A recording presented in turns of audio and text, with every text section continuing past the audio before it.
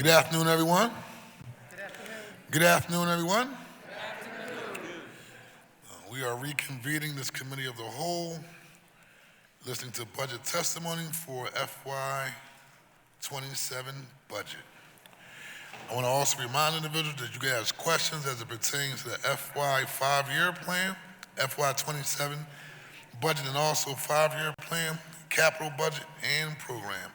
In addition, you can also ask questions about the mayor's office and the Department of Labor. At this time, the chair recognizes Councilman Catherine Gilmore Richardson. Thank you. Thank you so much, Mr. President, and thank you all again. I wanted to start with the Office of Homeless Services. I just had a few questions, and I was just going over one of our additional books. But how much in capital funding has OHS received year over year since FY23? How many of our emergency shelters are in city-owned facilities? What is the plan to improve conditions at our city-owned shelters? And I say this because many of the providers say that the conditions in shelters are difficult and are so difficult because the city, we have to do better with maintenance. And so our city-owned shelters should, I believe, be the ones that are shining examples of quality facilities. And so my question really is, what would it cost to ensure that our facilities are meeting the highest standards? Good afternoon. So I can start and then probably need to call on some other folks. So we'll have to go back and double check all the capital figures for the Office of Homeless Services back, I think you said to FY23. We can pull that together. Okay. Our current recommended capital program has them at about $1 million a year, kind of growing in the out years. And they're also part of our GISA project, which will involve making energy efficiency upgrades to homeless services sites. So I remember because we had that hearing in my committee. So FY 27 to 32 capital program, $8 million in new is recommended for facility renovations. FY 27 capital in specific is $1 million in new, and $8.2 million in carry forward for continued improvements. Yes, I believe so. Okay, including mechanical, electrical, plumbing improvements, interior and exterior improvements, and infrastructure. Yep, and they're spending down the carry forward they have. Received. Yep. Okay, so I wanted to just get that on the record. But also I wanted to say thank you. You all know that I've spent many years and will continue to spend additional years on reviewing the Office of Homeless Services and their budget. And I wanted to thank the Mayor's Office, our finance team, Managing Director's Office, specifically Crystal Yates-Gale, who has been excellent, and OHS for their continued collaboration and partnership in continuing to address this issue. And you know that I appreciate the dedication that this administration has to ending street homelessness. I think it's important. I think the mayor's goals to ensure that we have quality centers remains important and remains a goal of mine as well. But I want to make sure that as we are going down this pipeline, that not only are we talking about the quality of our emergency housing system, but also the pipeline to permanent housing. You know that the federal COC dollars are in question, and that has supported a vast majority of our permanent housing and that whole ecosystem. And that money goes directly to us and also some of the nonprofit providers. So I wanted to go through this chart to see if what we are talking about is really realistic for us to achieve what we need to do to get to the mayor's goal of 1,000. So I appreciate this graph. I'm just going to go through this for the record. FY17 actual, and this is for OHS, combining general fund and grants fund, $81.2 million. FY18, again, combining general fund and grants fund, $81.8 million. FY19, $89.7. FY20, $94.9. FY '21 is $122.3 million, and you know that's the uptick from COVID. FY '22, because you know the grants revenue, slides down, and so you get to $95.1 million. FY '23, $106.5 million. FY '24, $112.3 million. FY '25, $113.6 million. FY '26 adopted, because remember we did the extra 14 or 15 million, $128.6 million. Proposed for FY '27, $156.4. So with the goal, do you think, particularly as it relates to this council, and I have to say, I can't speak for specifically before FY '21 because I was technically just a staffer and not a member of the body. But since FY '17, this body has almost doubled our general fund contribution for homeless services. The grants revenue, as you know, fluctuates based on, where we are and obviously COVID. Do you believe that we'll be able to achieve this goal of the 1,000 beds and the wraparound services, which folks are telling us is so important with this figure? Because homeless services is going from $81.2 million in FY '17 to $156.4 million proposed. So over a 10-year period, their budget has doubled. And I don't know that we have doubled the amount of individuals that we are servicing in our homeless population. So I just want to make sure we're being realistic to ensure that we can get to where we need to be for 1,000 beds. Council President, Council Member, I just want to say I appreciate Adam Teal, Managing Director. We agree 100% that the quality of the shelter beds and the long-term housing beds needs to improve, and there are some great efforts underway. The 1,000 beds, the additional 1,000 beds, in addition to everything else that we've added to this ecosystem over the past several years, and none of us really can speak back to the beginning of that table. Right, They're and I there. want to be clear, and I pardon the interruption. I want to be clear that the years that I have notated were not under the Parker administration, from FY '17 to FY '24. You all can only speak to the work that you have done beginning in FY '25, and you know that I understand that, and I want to be clear that I understand that. But I'm also seeking to give historical perspective relative to this body's willingness to increase, even if we talk about just from the general fund side, this support for homeless services. But while we're doing that, still receiving complaints on quality of service. And also just overall infrastructure challenges. If we are doing this, I want us to address those challenges. That's what I'm asking, like through this process. We just visited a shelter recently that's being held up by beams because the infrastructure, obviously we're Old City, right? So obviously we have old infrastructure, but as a part of this process, I want to make sure we're doing all that we can and all that we're supposed to be doing to adequately address this. So I just want to be clear before you say that. Councilmember, appreciate that. We agree, and we are, and these are the folks that are actually doing it. Councilmember, thank you. Majority Leader, thanks for your advocacy. I always say thanks for holding us accountable. To your earlier question, about 50% of the shelters are owned or leased by our providers, and the other 50% are owned or leased by the city. I just wanted to note that Cheryl and I did the same thing. We took your lead. We went on pop visits to a couple of shelters, specifically one that we know you have an issue with, and we agree. That particular shelter, I think, as you know, is privately owned, Right. and the organization does have it in their plans for capital improvements. Another thing I want to say here in the open, on the floor, mea culpa to both of you, because when we went, had to make a correction. We also saw a line, and there was a miscommunication between our provider and our office that's been corrected. So that shouldn't happen anymore. And then I'm going to turn it over to Cheryl Hill to talk about some of our quality improvements that we're making and working on. Okay, thank you. Thank you very much for that. And really, again, the goal of this is to say, we got to match the capital investment with the operating investment if you're seeking to achieve this goal. And I just want to make sure it makes sense. Absolutely. Cheryl Hill, Executive Director of the Office of Homeless Services.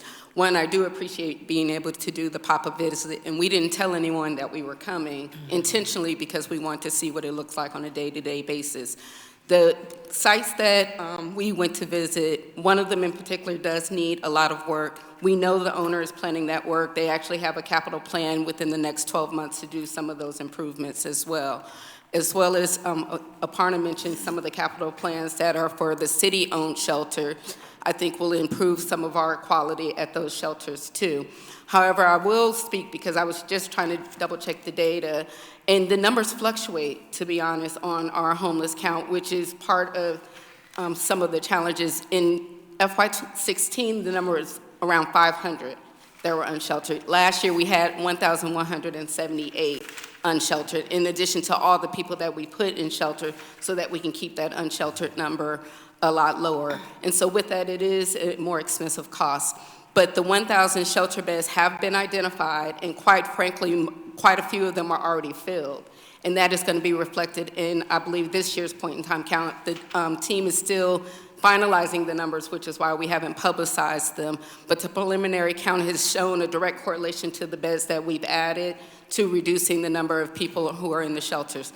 But admittedly, there is a need for permanent housing. Right. And so one of the things that we have been looking at, because we got a little bit of a glimpse of what the NOFA will look like, we had a plan last year that we plan to still implement in the event that the notice comes out the same, and that is really to use some of the programs that are currently general funded and apply for those under the federal fund, and then be able to flip some of the funding that we use for general fund to help cover some of the housing, because our goal is not to lose any of the permanent housing, but we know that there's some uncertainty there. But as long as they keep the plan that they had already showed us at the federal level, we think that we have a good plan to be able to keep majority of it. And then we also are planning to use the contingency of the funding that we have in the home bond to be able to address some of that gap as well. Okay, I appreciate that. And to your point, do you believe that the capital investment that's listed here is and will be adequate for all of the beds that you were seeking to achieve? I would have to defer to Aparna on that, only because I haven't seen any of the physical needs assessments, and her team is definitely more well-versed in that. Okay. And I know we've worked with a lot of the staff at OHS, and I have that obviously for your budget day, that I'll thank everyone. I have a list of everyone we've worked with, but I'll especially say thanks right now to Bruce, because he's the person that I most often call at the midnight hour, trying to get people placed in the system. So I'm gonna start with thanking Bruce, but I'll have a list of everybody else that we work with on your budget hearing day, okay? Mm-hmm.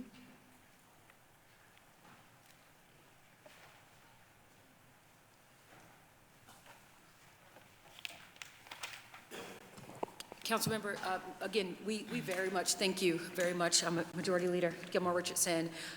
One of the things that we have been working on that I wanted to also get on the record and make sure that you were aware about is our need for a waiver. And so we have, from the very beginning of the administration, been convening, our state stakeholders in the private sector as well. We're doing the best we can. But there are provisions that if we were able to get them, we could do more. And so I just wanted Deputy Managing Director Yates Gale to just briefly explain that, if that's okay. Oh, that's great. Council President, okay. So what we're looking to do, the state has applied for an 1115 waiver through Medicaid, and that waiver allows Medicaid dollars to be used for housing supports, also reentry supports, food, as the council president talks about, nutrition for medicine, and then covering children without having them need to re-enroll up until the age 6. The state has received that waiver by the federal government, so we're just trying to work with them to see if they can implement the housing portion of the 1115 waiver so that we can ensure more recovery beds similar to Riverview and also permanent supportive housing. Okay, that'll be great, but thank you very, very much. Majority Leader, you good? Chair recognizes Majority Whip, Councilman Isaiah Thomas. Good afternoon, Council President. Good afternoon, colleagues. Good afternoon to the administration, similar to everybody else. Thank you for your service. And that's not just to the folks sitting here, that's all of the people who work for the city of Philadelphia. Thank you for what you do. I'm actually going to be very brief. First thing, the 5-year plan that was submitted relies on $100 million in new hotel tax revenue over the course of the 5 years. In order for that tax to be enacted, it's going to require some level of support from Harrisburg. Can you give us an idea of where we are as it relates to the governor's position, the State House, and the State Senate? How realistic is it that we'll get the enabling legislation that we need in order to implement a hotel tax that is projected to accumulate $100 million over 5 years? Well, so yeah, a 2% increase on the hotel tax would start at, if our proposal is enacted in August, after the 2026 FIFA events and MLB All-Star Game. To your point, we do need state authorization as well as local authorization to make it happen. We are, working on that process now as it's underway here, also with our state delegation. Turn it over to Rob DeBoe to answer that question. Yeah, we have had conversations with both our House and Senate, representatives from both our House and Senate. They are working on it. We'll say, obviously, it's never easy to get state authorization, but with that said, we haven't gotten a no, and we will continue to work on it, and we'll make it happen.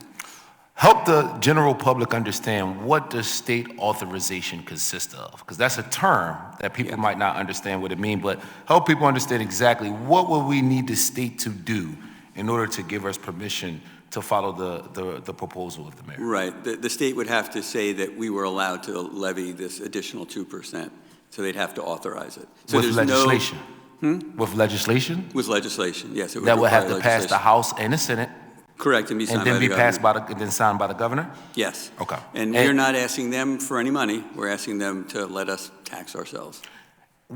Give us an example of something in the past that we've asked them for that they've given us. Sure, so... I'm sorry, I'm talking about us, like me. Like, don't talk to me about, I'm talking about stuff that has happened since in the last term or so that Harrisburg has given us permission, not stuff from back in the day. Okay, so I don't think we've asked for any new So, example, tax, you guys... But when we have, we've had some success, right? So I'm asking for the example. So the sales tax, for example, the additional 2% on the sales tax, we needed state authorization for that. When was that? What year was that? The most recent percent was, I think, 2015. 2013? Well, somewhere in the 20 teens. There was also the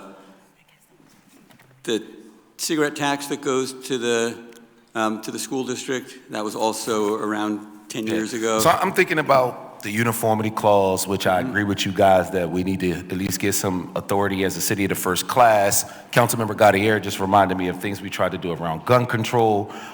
We just haven't had a whole lot of success. We've had some success, but in the last couple of years, we just haven't had a lot of success as it relates to... The abatement.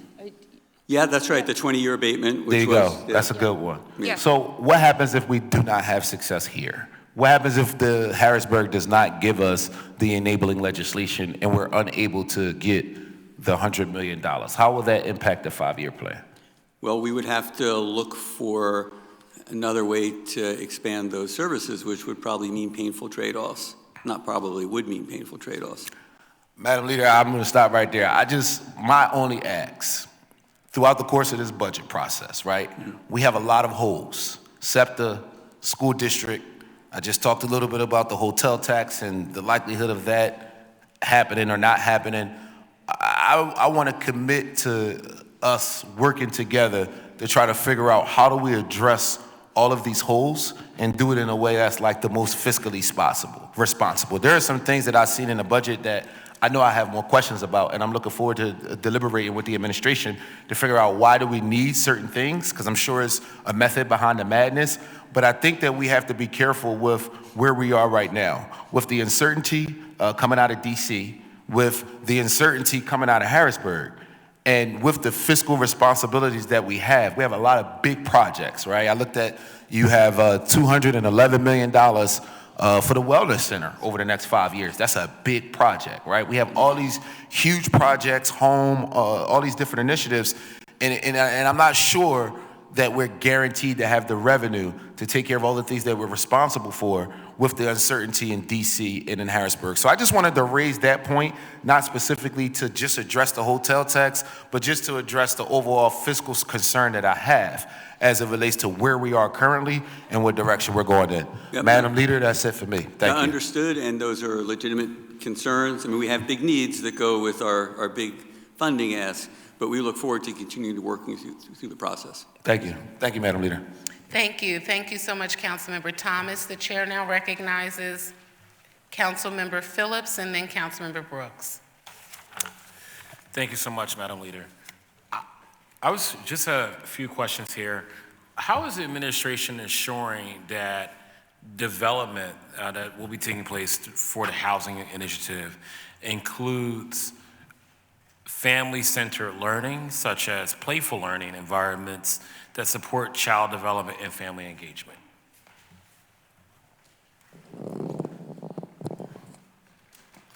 Or is that something we can look into? So I'm sorry, Councilman, can you repeat your question again? Yeah, so one of the things that I just wanted to make sure that would the administration be open to considering playful learning environments within these new 30,000 development of space, housing space, in your transaction with the developers? Understood. So Councilman, we do some work around playful learning at various spaces throughout the city. It comes under my early childhood education department.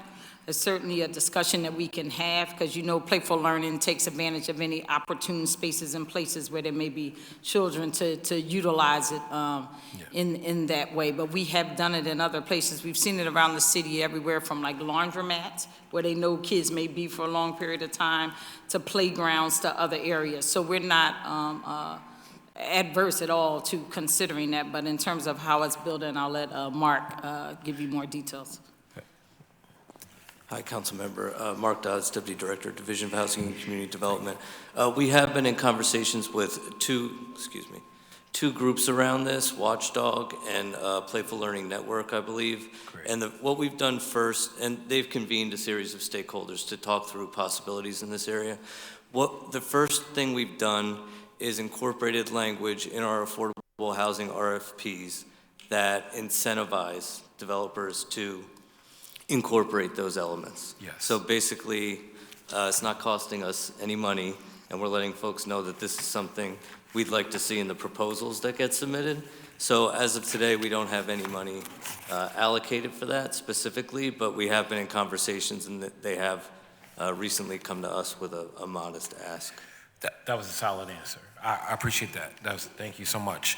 And then my next question is, what additional outreach strategies is administration using beyond traditional methods like emails, website updates, or standard mailings when it comes to letting business owners know about the new Burke tax? Is there going to be any canvassing involved in neighborhoods?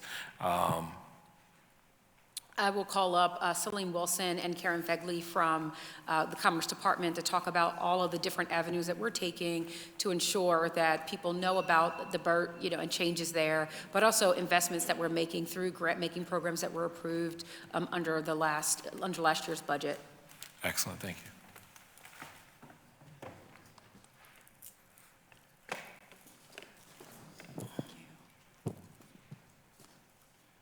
Hi, Karen Fegley, Acting Commerce Director. The question was about outreach as well as programs, correct? Yeah, for the bird tax. Yeah. We've done significant outreach. We've worked closely with the Revenue Department to do different neighborhood trainings, in-person, virtual. A lot of Revenue actually did a huge mailing. We work with all of our partners, which is how we typically get, information out to business, all our intermediaries, the chambers, the CDCs, the business associations. And in all that messaging, we're trying to tell them about the changes, tell them about new programs and investments, including the free business tax preparation program. So that's really what we're pushing right now because we're in tax season. That's a whole new resource where we are prepared to help 5,000 businesses get free tax preparation, all through independent local tax preparation firms. So, we're helping our local businesses in that way too. That program is well underway. I've got my numbers here, but I know it's around, last I checked, I think there was about 1,100 businesses matched up and in process, and we're expecting it to keep going. Look for everyone's help to keep getting the word out about that. Additionally, a huge investment was made in the Commerce Department's small business programs this year in light of that tax change. And so we have a number of programs and resources that we've sort of tripled down on to help small businesses. Technical assistance programs like the tax prep, but also putting money in directly to businesses through grant programs. So we've rolled out targeted storefronts on 10 new corridors. We've increased the Catalyst Small Business Fund, which is a fund that any business in the city can apply to as long as they have a growth plan. A lot of our programs are very focused on commercial corridors or different types of things, but Catalyst is like any business in the city. And a number of other programs, and I'm happy to go into detail, but it's a long list. Thank you. And when you all come up again, I'll have further questions for Commerce. And thank you so much. I just want to quickly also add, since we were on the tax thing, if you don't mind, Majority Leader, the Philadelphia Parking Authority is under this revenue goes towards the state. It's still connected a lot to the state revenue. Is there a way? Has there been conversations about bringing the Philadelphia Parking Authority revenue back to the city of Philadelphia in terms fully and operated under the city of Philadelphia as opposed to the state? And what would that look like? So the way the on-street revenue works for the parking authority, it comes to the city up to a threshold, and then an amount above that goes to the school district. Correct. Right. So we have not had conversations about all that money coming to the city instead, if that's the question. As opposed to, because some of the funding goes to the state as well, correct? No, not for on-street parking. It comes to us. I think you're thinking about the red light and the speed cameras, right? So that revenue is allocated from a panel that includes representation from us. That would require a change at the state level, which would be great, but we have not talked about doing that. Okay, thank you. Thank That's what I was you. talking about. Thank you. Excellent. Thank you so much, Councilmember Phillips. The chair now recognizes Councilmember Brooks. Thank you so much, and good afternoon, everyone. We're seeing significant attacks on reproductive health care in Philadelphia from the Trump administration. Over the last several years, the city has provided direct funding to reproductive health care organizations like Planned Parenthood, Abortion Liberation Front, The Spot, and others, both from council amendments and grants from the mayor. Why has the administration not included reproductive health care funding like this in the 2027 budget? I'll call on Deputy Managing Director Crystal Yates-Gale and Dr. Pollack from the Health Department.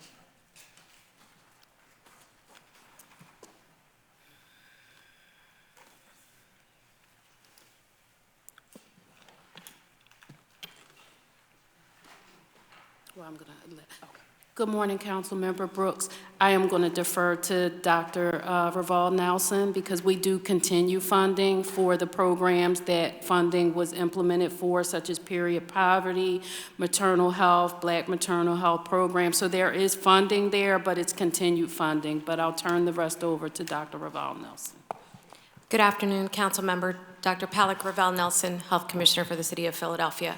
We have, through our REACH program, which was used to be known, sorry, I'm trying to make eye contact with you as well. Our REACH program, which was formerly known as Maternal Child Family Health, MCFH, we've maintained contracts and funding with reproductive rights organizations, including Planned Parenthood. So those things are intact within the health department's budget, and I can absolutely, through the administration here, get you details of those items and what we are funding. Okay, thank you so much. So, it's something I want to clarify. I've heard from the administration that they don't want to backfill federal funding for reproductive health care organization. And I want to be clear that this administration, in its first budget, funded some of these organizations, along with the last 2 years of the Kenney administration. And my acts around reproductive is for the Reproductive Freedom Task Force are for city dollars. And I just want to make sure when you get the backlog, I know exactly what organizations we are still funding for the record, because I have some uncertainty based on the information I received from some of those organizations that you mentioned. So the Trump administration's immigration policies have significantly increased ICE presence here in Philadelphia, causing the abduction of many Philadelphians and spreading rumors throughout our city, spreading terror throughout our city. As ICE starts to build a huge detention center in Berks County, their activity is likely to only increase. The Pennsylvania Immigration Family Unity Project is an important tool to fight back because having an attorney often means the difference between deportation and release. In the administration, is the administration going to increase the funding for PFOP this year? First, Dr. Pollack was going to answer the first question that you had, or the previous statement that around reproductive health, and then we'll answer the PFOP question. Sure. So just to confirm, council member, we will go ahead. We've left the Planned Parenthood funding intact, and we're also funding other items through our Division of HIV Health, but we'll get you those full details. We'll get them in writing, submitted through the council president's office. Thank you. So for PFOP funding, Managing Director Teal and Charlie Ellison will take the question around funding. Okay. Around policies, we'll then turn it over to our city solicitor, Renee Garcia. Okay.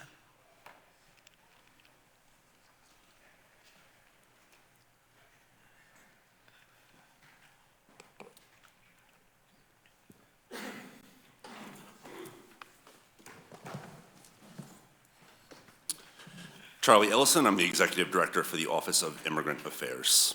And Council Member, the question around PIFUP funding, it's in the plan for that funding to continue at $950,000. That was already an increase from 2 years ago of $450,000. So the advocates and the experts have asked that this program be housed in the Defenders Association. Is this going to be a part of the policy? Is that going to happen? The Defenders Association have taken up much of the work around PIFUP, but they're part of a larger collaborative that includes Nationality Service Center, Pennsylvania Immigrant Resource Center, and more than 24 other community partner organizations, all of whom have their nonprofit development teams. I guess all of that to say that the City of Philadelphia isn't the sole funder of the work involved in the Pennsylvania Immigrant Family Unity Project, and this project is part of a larger collaborative. Currently, Nationality Service Center serves as the lead administrative organization for it, but I think there is talk internally with that coalition of the Defenders Association taking more of that lead in the future. So, okay, so just to be clear, so the policy is that the Defenders Association would take a lead more in this particular is that the policy moving forward, or? I think at present, the Defenders Association has taken on more of the work, but they're part of a larger collaborative, so I think we would need input from that larger collaborative. Okay, since they have taken on the additional work, would they get additional funding to be able to carry out that work with the current threats of ICE that are currently happening right now in our city? Councilmember, as of now, the funding in the budget is $950,000. Thank you. You might as well stay. I think this is another. Across the country, we know ICE agents have been entering city spaces like libraries, healthcare centers, and we've heard from city employees that they do not feel prepared or equipped to respond to these situations. How is the administration prioritizing the Know Your Right education for city employees?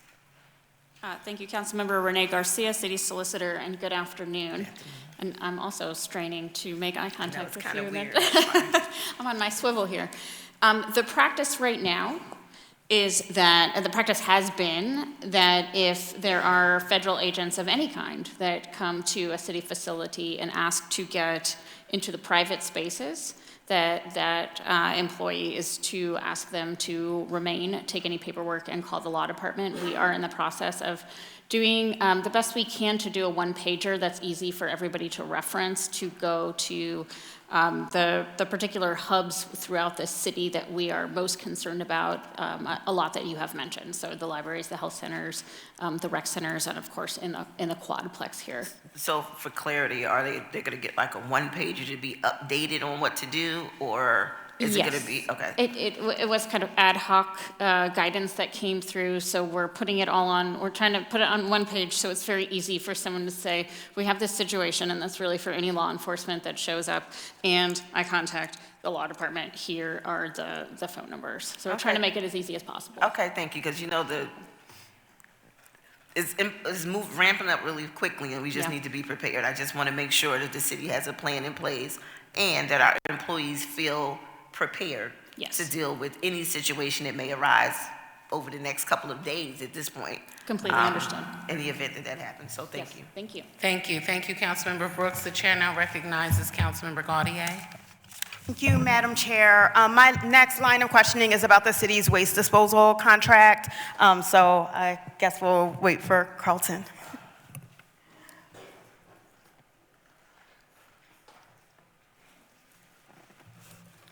So for waste disposal, we'll call along, of course, Director Carlton Williams, as well as Sanitation Commissioner Crystal Jacob Shipman. Okay, thank you. Yeah, absolutely.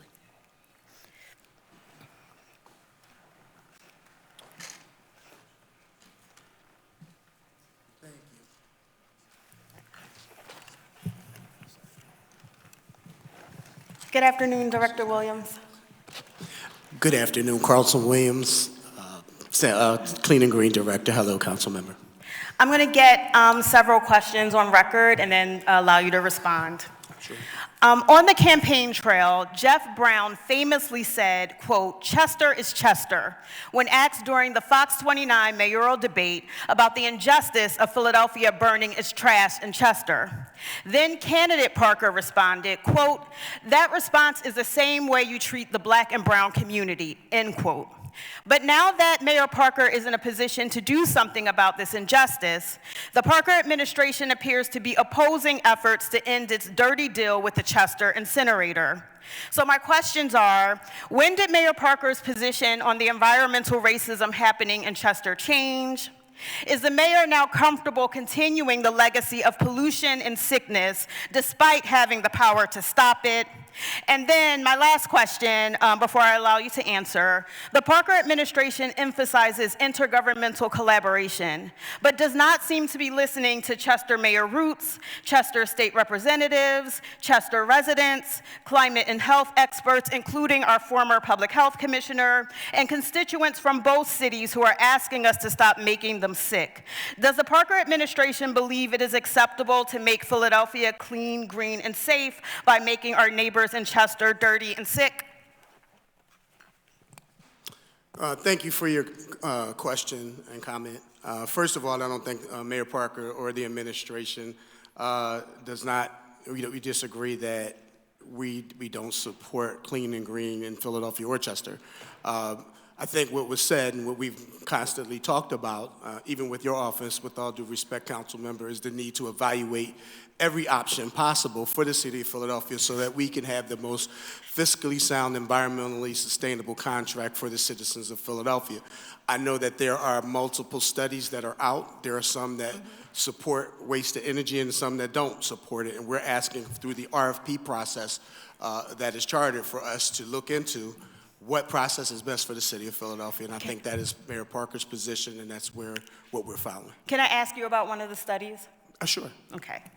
A Delaware County Commission study found that burning trash and then landfilling the toxic ash is 2.3 times worse for public health and the environment than directly landfilling waste. That study actually used Philadelphia's waste composition data, making it highly relevant to this decision. What specific concerns does the administration have with the study that was already completed? How much are we spending on a second study, and why is it necessary if a study was already done? And why does the administration appear to discount the overwhelming evidence that incineration is worse for our health, worse for the environment, and more costly in the long run? Well, just as though there are, and we will say that there are environmental hazards to both processes, both waste to energy and landfilling. As you know, landfills cause climate change problems as well. Just to pause so we can get through the questioning, I think we acknowledged the statement was that landfilling is incineration and then landfilling the ash is 2.3 times worse. Yes, but I think we have to consider all of the environmental impacts, not just one section of it. And that's what I was responding to. While landfills and waste to energy both have negative impacts and consequences on the environment, we have to look at the total that it has on the entire area, not just one specific area. And I think that's what that process does. So we're not disagreeing with the challenges that WTE facilities have, especially in Chester. We're deeply concerned about the impacts of the on all of the environment, which is why we're going through this process. As opposed to the question of why a study hasn't previously done, there's never been an intense study on all of the facilities the way we're doing it now. We spent a year discussing with your office a process that we would put in place to do that, and that's exactly what we're doing. Lastly, can you answer the intergovernmental piece? I'm really interested in that piece because you all hold it up as a cornerstone of how you operate as an administration. So if Chester's entire political leadership, their mayor, their council president, their state representatives, all are asking Philadelphia pretty vocally to stop this practice, why is that not something that is honored by the Parker administration? I'm going to call up Dr. Pollack to talk about our commitment to air quality and what we have done so far, our first of its kind, first in the nation approach to it, and then I'll turn it back over to Carlton, Director Williams. Okay, highly interested in the intergovernmental piece.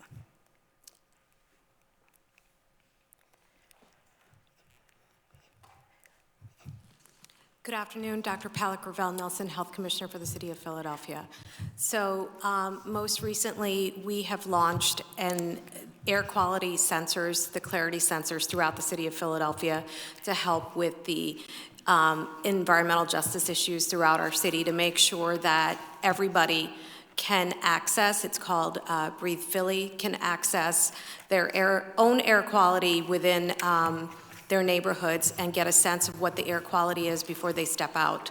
As far as the challenges associated with Chester and Chester City, we have, as a health department, have met with their Chester's new health commissioner to start a dialogue. She was newly put in, she's a person, an office of one, and did have a discussion and a meeting with her. Their concerns right now, as of right now, tend to be about lead and their associated lead poisoning with the children in Chester, so we are working with them on that. Question about the sensors. Are the sensors an attempt to relitigate trash incinerators? I know that we banned trash incinerators in Philadelphia 30 years ago. So is there an open question that we're trying to answer with the sensors?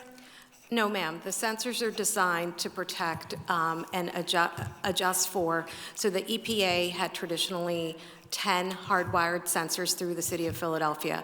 Those sensors were located not in all of the areas of the city of Philadelphia.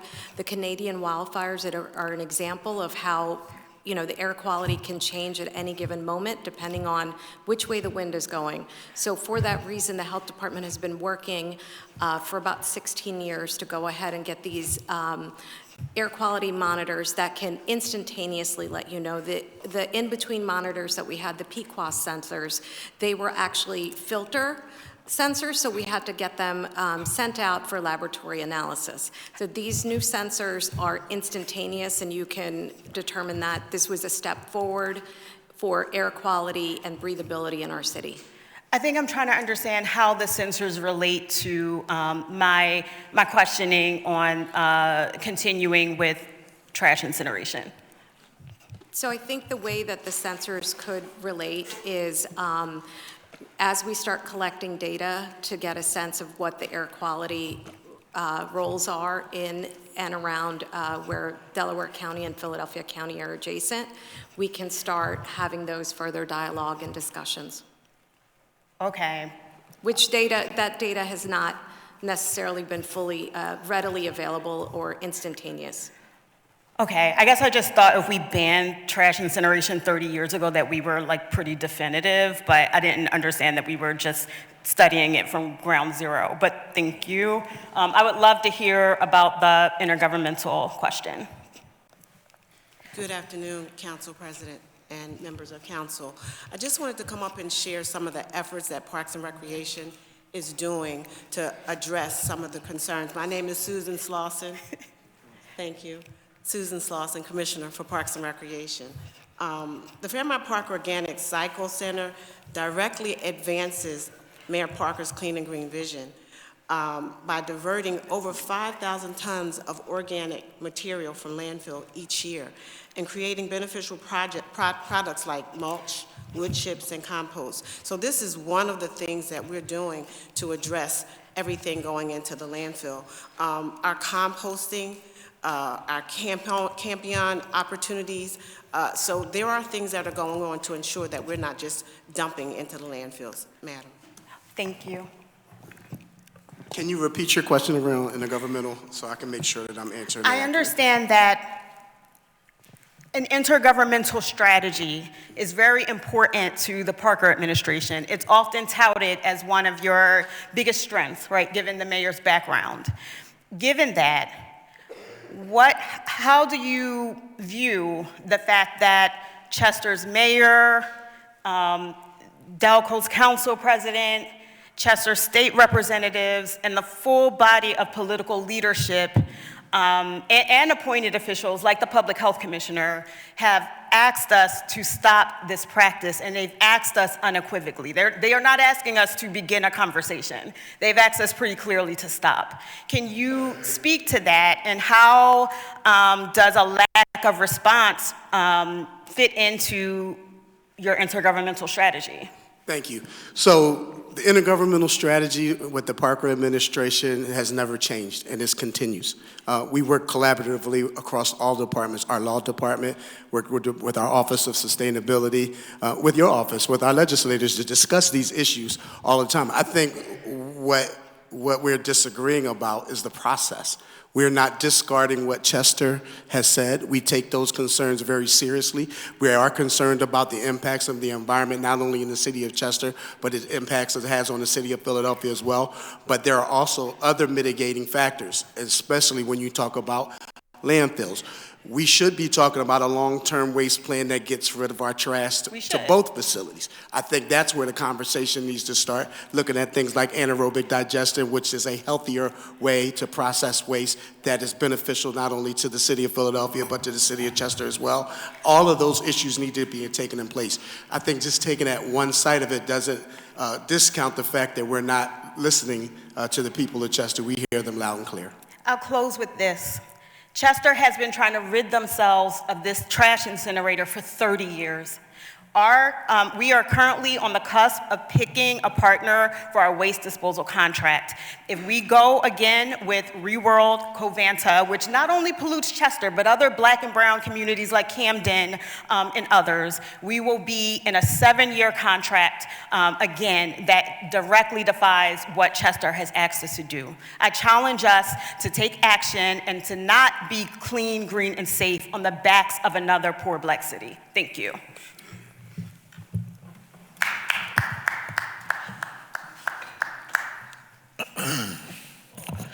Chair recognizes Councilmember Jeffrey J. Young and then Councilmember Jim Harity.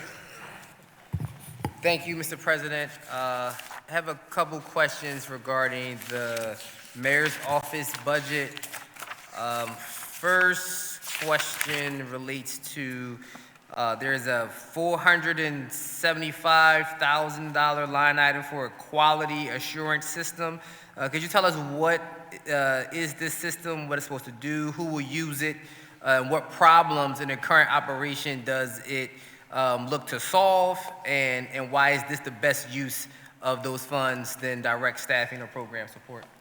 Absolutely, and I have here my colleague, Director Nadir Jones from the Office of Business Impact and Economic Advancement.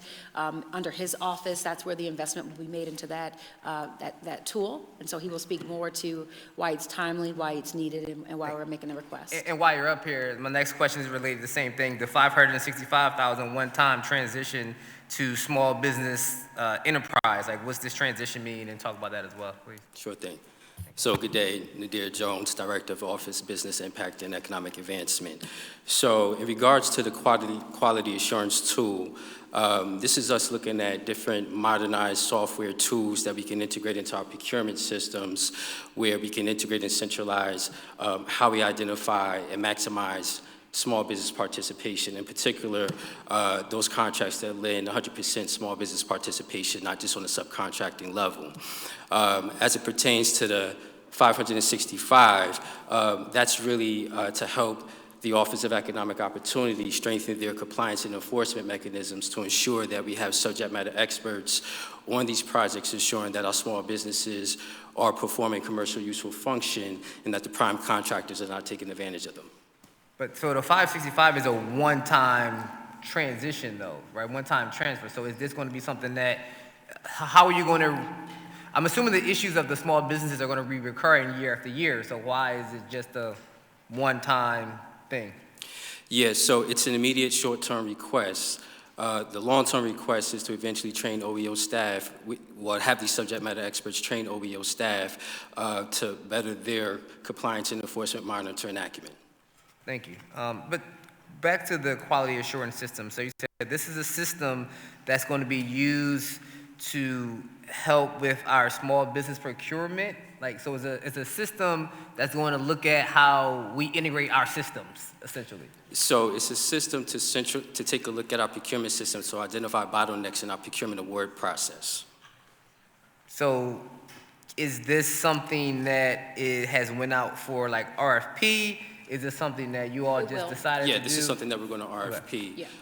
The goal is to really have senior leadership stop using intuition and use a data-driven approach to identify how we can maximize small business participation on our contracts. Okay, thank you. My next question is, I guess, regarding the proposed hotel tax. Has anyone talked to, I guess, particularly for me, Unite Here, right, to see what their interest is in this? I know the mayor's office has talked to, for the rideshare tax, you've talked to the unions that are associated with the School District of Philadelphia, but have you all had similar conversations with the unions that are associated with other industries where these other taxes are going to impact? Yes, there have been discussions with other unions who would be impacted by other taxes, and with the industries that would be impacted, at least for the hotel tax. Point of information, Rob, just go on the record and talk about who those union-affiliated stakeholders are, sir. So I'm not directly involved in the conversations. We'll follow up with you in writing, sir. Thank you very much. Chair recognizes Councilman Jeffrey J. Young. Yeah, I mean, there's only one union that kind of represents hotel workers here in the city of Philadelphia for the most part, and that's Unite Here. So, I'm hoping that, they are included in these conversations the same way the mayor went to visit other unions to talk about the rideshare tax. I'm hoping that, they have the opportunity to sit down and have that similar conversation because they're going to be important if you want to get the support of Harrisburg, because we need that state authorization. That's always been our practice. Yeah. 1,000%. That has always been our practice. No different than we did with TNCs. It will be the same for the hotel tax. We'll do our homework first.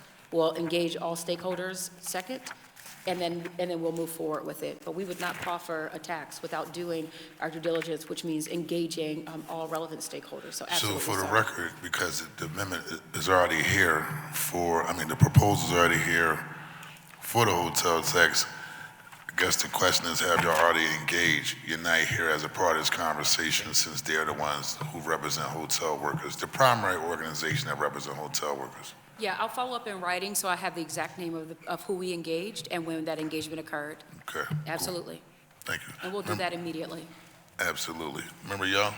Thank you, Mr. President. So taken together, they've got the quality assurance system, the small business programs, and like other vendor management software that account for a major share of the new purchase services spending. Why is the mayor's office becoming more vendor and systems heavy while cutting back on personnel? And what evidence do you have that this trade-off improves performance? That's a great question. So we're not cutting back on personnel.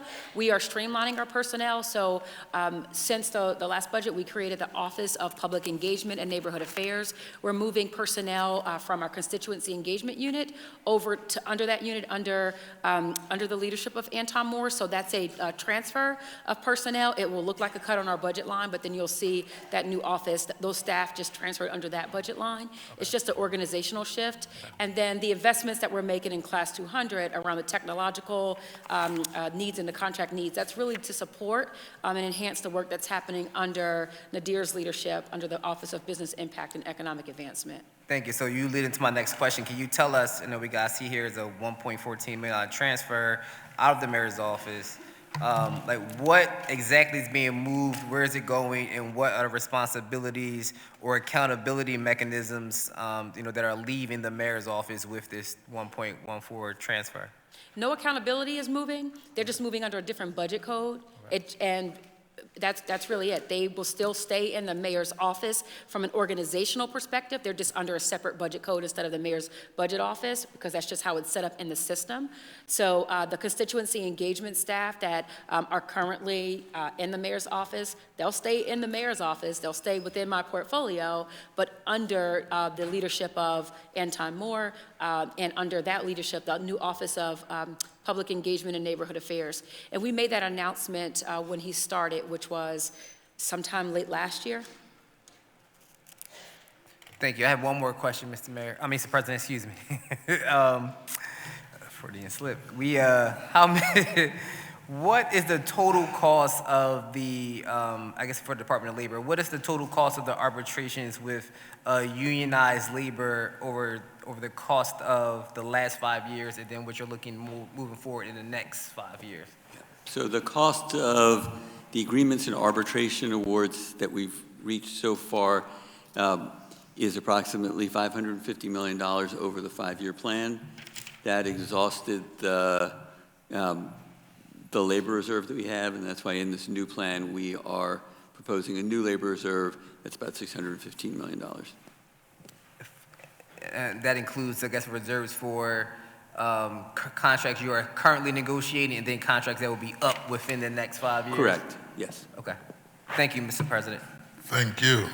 Councilmember Jim Harry, then Councilmember Dr. Nina Mann, then Councilmember Jones and Lozada. Council President, I'm glad to see that the council people here in the room are all asking questions around the same issues, because I got one question left here on my sheet that somebody hasn't asked yet. So I might as well get with that and get it over with. I would just want to know which 3 departments have the most vacancy rates.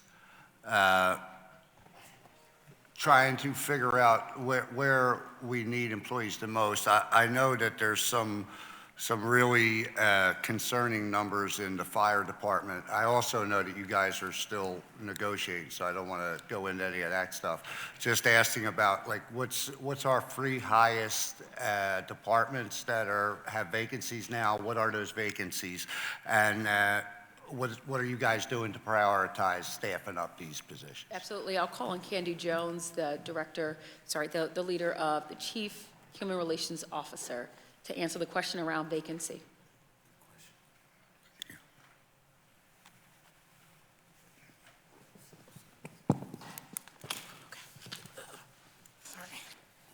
Candy Jones, Chief Human Resources Officer. So that's like the only thing I didn't prepare for today, but we are planning for it for our testimony next week. But off the top of my head, I know Planning and Development has a significant number of vacancies, and so does the Office of Property Assessment. We are preparing a list for the entire council body of top 10 departments with vacancies and then specific strategies that we are using to attack those vacancies. I don't have them with me in this PowerPoint deck, but I can provide that information after Okay. today. Yeah, I would imagine that the firefighters are in there because of the paramedic situation. They are, but we have made, I mentioned it earlier, we have made significant hiring leaps in some of those kind of hard-to-fill critical vacancies, right? So the ones that come top of mind are correctional officer, firefighter, police officer, recruit. But for last year, we have made significant headway in hiring for those titles. And so I think you're going to see some surprises when I present the information to you on the critical vacancies across the city by department. Yeah, okay, that sounds like a plan. I'd also Excuse me, like. Member Harity, I'm one sorry. second. A point of information by Councilmember Dr. Anthony Phillips. go ahead. Briefly, sir, please. We're just 10 seconds. Councilman Harity, I just want to say that Candy Jones has been doing a great job with sharing the council information about all these vacancies. We've had discussions, and as a result, like, we now have these nice flyers showing the vacancies. So hopefully that helps as much as possible. So I just wanted to point that out, information, if there's any other ways. Thank you, sir. I will share it out with everyone as well as an update. Chair recognizes Councilmember Jim Harity. Yeah, that's good stuff. Also, want to make sure that we're kind of starting to think outside the box as well, too. Like, for one, I know Swenson, up in the Northeast, they have a program getting the high school students certifications in certain medical fields such as phlebotomy and stuff like that, which would be a good segment into, say, our EMTs, because we're short a few hundred of them. Right, and so we do. We have targeted recruitment. We work with high schools. We also, as you know, we have like the CTE points, and so we're also tracking what those points have and how many CTE students we've actually hired. So we'll have all of that information, and I'll share that as well. But yes, we are very interested and continue to work on developing pipelines from Philadelphia high schools and also pipelines from our community members. Absolutely. I'm glad you hit that one. The CTE, I like that we're thinking, we have these kids, we need to just get them interested. Absolutely. And get them learning about it, and maybe we could do something about it. The EMTs are important. You know, it's a difference between, so the way it was explained to me was that while they can, the paramedics and EMTs, they're kind of interchangeable, but not completely. Correct. Right? The paramedic is a bigger, right? That's the bigger of the two, correct? Yeah, and that's my concerns, is that the actual paramedics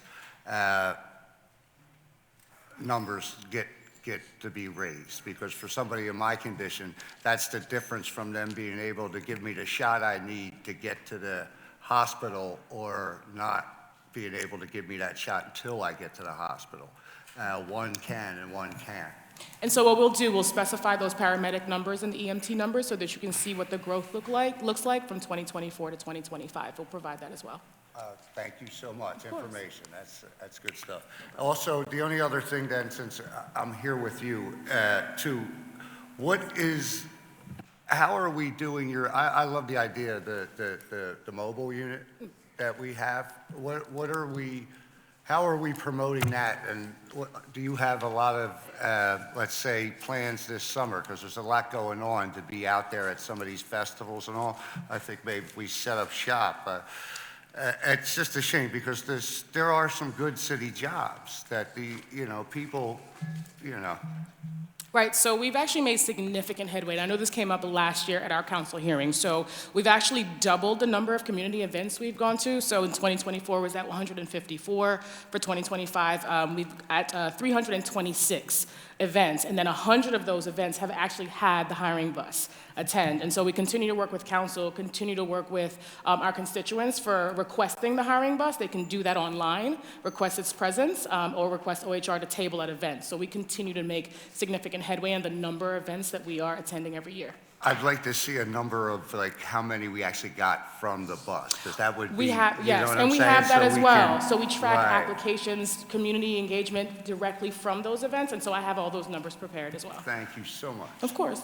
Thank you. Please provide the chair, and we'll provide the members of council the data. Thank you. The chair recognizes Councilman Dr. Nina Ahmed, then Councilman Curtis Jones, and Councilman Ketchy Lozada. Thank you, Council President. I have a question about the economic mobility unit that was proposed. What is the total budgeted amount for that? And is that specifically for overhead? The amount is definitely specifically for overhead. We are not looking to bring on any new contractors. We are working with Harvard University City Leadership Initiative, as well as their Center for Inclusive Growth to help to build out that plan. Included in that are Class 100 funding for staff. It's to ensure that we follow a model very, very similar to we did with Clean and Green. So in the Clean and Green unit, you have, of course, the sanitation department and CLIP, but it's led by a small core team of people whose sole job is to ensure that we are making good on our promise to ensure that the city is clean and green. And that includes everything from metrics to policy making and beyond that. In the same way, we'll follow a similar model with economic development. CCME will move under, City College for Municipal Employment will move under that unit. Because CCME has expanded significantly in its scope, not just looking at municipal employment, but employment opportunities with external stakeholders, and it's grown rapidly. We'll also ensure that other departments that have focused on workforce development have a dotted line to our economic mobility cabinet as well. That will, in the same way Clean and Green is set up, it will be led by a director, which is cabinet level, which will report directly to the mayor and have a dotted line to myself. That person will then also have, similar to the Clean and Green unit, a person that's overseeing policy, as well as just one other staff support.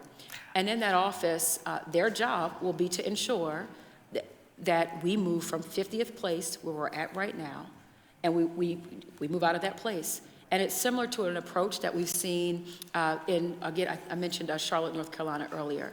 I believe that number is south of $500,000 for those roles. I'll turn it over to Rob. For CAO, it's $500,000 that shows in the CAO budget.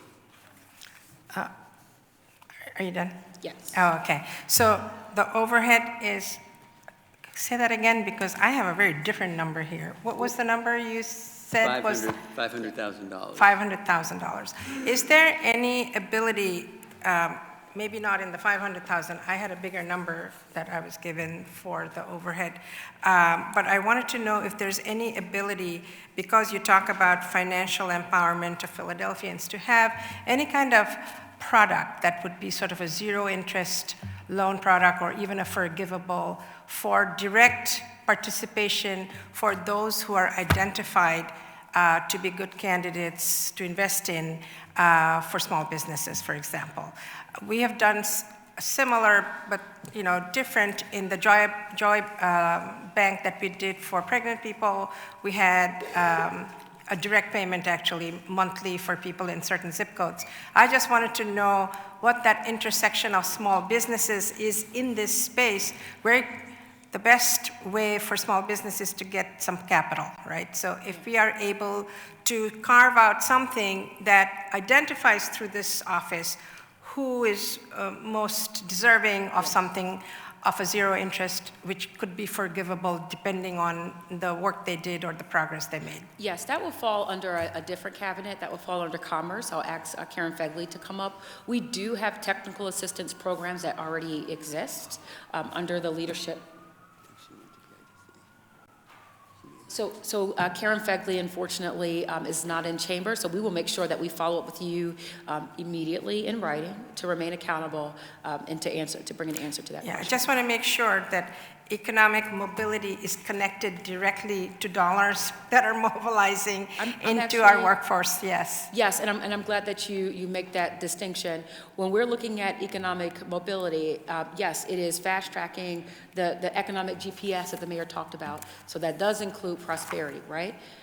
when we think about economic mobility, so that's economic opportunity, right? When we think about economic mobility and the way we're defining it, we're looking at the individual as well. And that's what the cabinet, this new cabinet position will look at. How do we look at individuals and ensure that they are moving up this ladder, if you will, you know, using that as an illustration, and that the ladder to the path of self-sufficiency, and that we're addressing real barriers in real time. Those barriers could be around housing affordability, right? So we're looking at our One Philly mortgage and how that very new and historic initiative will help to alleviate, you know, the burden of qualifying for a mortgage. We're also looking at student loan debt, right? People are crippled right now by student loan debt and the deregulation that is happening. And so because of that and demystifying it. And so we have a new initiative underway to advance economic mobility around those supports and in the Mayor's Office of Education. As it pertains to not the individual, but the business and small business leaders, I was talking about technical assistance. It looks like Karen Fegley is now here, so she can respond in real time. So before you go to Karen, you just described what mobility with the GPS would look like. And I'm just looking at, you know, you mentioned giving people information about student loans. It's a lot of support and information. I'm looking for direct infusion of dollars, and I'm looking to see how we can make that happen through some product. It seems that it stays within city employees, this whole infrastructure. It is not extending into actually leveraging those dollars right into the community, like the health department did in terms of, you know, maternal care. Well, I'm not saying they're exactly equal, but I really would love to see that direct investment through dollars. Yep, and Commerce has direct grant programs for small businesses, and we will get you that information. Karen, unfortunately, had to cover a board meeting. No, she's here. Yeah. Oh, she's here. There she is. Karen can tell you about the grant programs that Commerce has. I just want to make sure there's an intersection of economic mobility with the commerce sector as well, especially given the BERT exemptions are gone and all of these things are gone. So that's where I'm looking at the bridge. Absolutely. Point of information, though. Since the BERT exemption is gone, and I think we put in the last budget, or work with the administration to put in the budget, I think it's around $30 million. 38. 38 million? Yeah.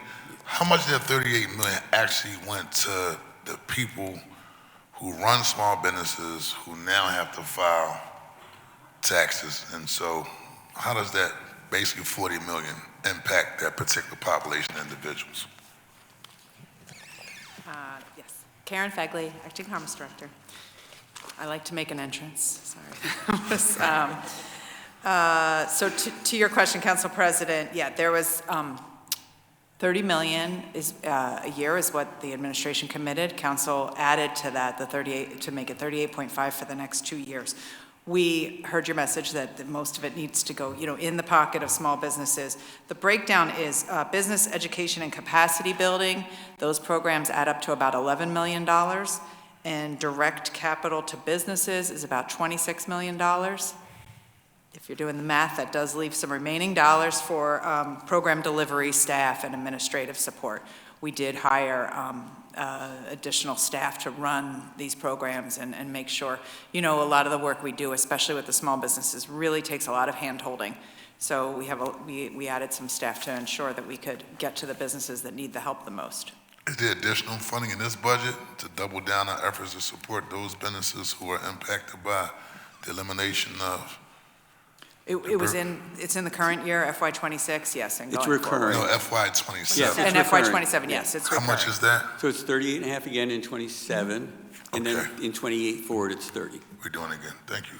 Chair recognizes Councilman Dr. Nina Meyer. We'll wrap it up, and then Councilman Jones. But go ahead. Thank you for that. I just want to pivot to the Labor Department and ask about, you know, some of the work they do is worker protection work, right? And we just passed a bill on menstruation, perimenopause, and menopause, which has workplace accommodations. And I wanted to know what the role of the Labor Department will be in terms of making sure those accommodation, first of all, the awareness and the education, and then the actual accommodations being given to employees. And second part is when there's a violation, I believe the Philadelphia Commission on Human Relations is the location where that will go. I just wanted to understand the synergy or lack thereof of how this will work.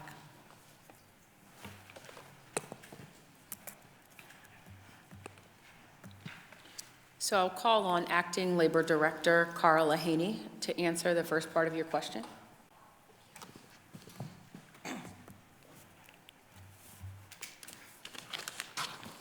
Hello, excuse me, hello. Cara Lahaney, Acting Director, Department of Labor.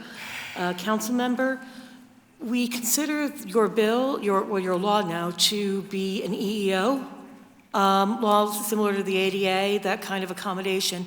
So it is being, it would be enforced through the Department of Labor, through the Employee Relations Unit, if a complaint was brought that there had been a lack of accommodation. And obviously the Philadelphia Commission on Human Relations can receive complaints from non-city employees and investigate those. I should have been clear that the Employee Relations Unit investigates EEO complaints received from city employees. And in terms of education and getting people, like human resources and others, ready, will that be your purview or somebody else's purview? Candidly, I have to look into it. I think the PCHR, but I haven't had, it is the PCHR who will be handling that. Okay. All right. Thank you, Council President. Thank you. Thank you. Chair now is Councilmember Jones and Councilmember Ketty Lozada. Thank you very much. I want to round out in this hearing on a positive note. We've been talking about a lot of serious things, from homelessness to food insecurities and the like. Who is going to recognize that we are in our birthday year, 250th anniversary of our country, and that I am excited to be a Philadelphian at the center of all of this. And I want to thank you and your team for kind of moving through this year, getting us ready for these events. Our president likes to acknowledge good things that happen in his district. I'd like to flex a little bit right now. I'm coming to Fan Fest. I talked Yeah, about Fan it Fest, there you yesterday. go. I'll be there. We got Fan Fest for 40 days coming to Lemon Hill. We got an excellent briefing from the city representative, me and Member Young, that went down to granular details of how this is going to operate and keep us safe. In addition, we have the bike race coming back to the city of Philadelphia and in the 4th District that we will all welcome all of our colleagues up to partake in that. But most importantly for me is the Roots and Jay-Z at Belmont Plateau. And who? Erykah Badu. Did I forget? Erykah Badu. So I'm excited about that. But my serious question on this is, in the briefing on Lemon Hill, one of the subtopics was safety. In light of what's going on in the world, number 47, at war with everyone, everybody, how do we keep our events and venues safe? And is there a plan for these things to deal with some of the kind of exposures that we have? So thank you first for bringing 2026 to the forefront before we wrap today's hearing. When I first walked into Chambers, the first person that I saw was Michael Numis, who's the director of 2026, and I gave him a really big hug, and then I was pulled away because we were about to start, and I didn't even get to explain to him why. The reason why is because in 2024, when we were walking into this room preparing for our first budget hearing, we were shocked to first learn in preparation that there were no dollars allocated to 2026. And certainly we knew that we had a lot of work ahead of us, a lot of strategizing ahead of us. And honestly, before we sat at this table, 2 years ago, we were uncertain how we were going to make it happen, but we did. And I'm grateful for Michael Numis. I'm grateful to Giselle Jones, who is our city representative. I'm grateful, of course, to Chief Deputy Mayor Garrett Harley, Rob DeBoe, and the entire team, and Mayor Parker's vision, because we found the money to make it happen. And it wasn't easy. We've also been working, of course, very closely with other strategic partners as well.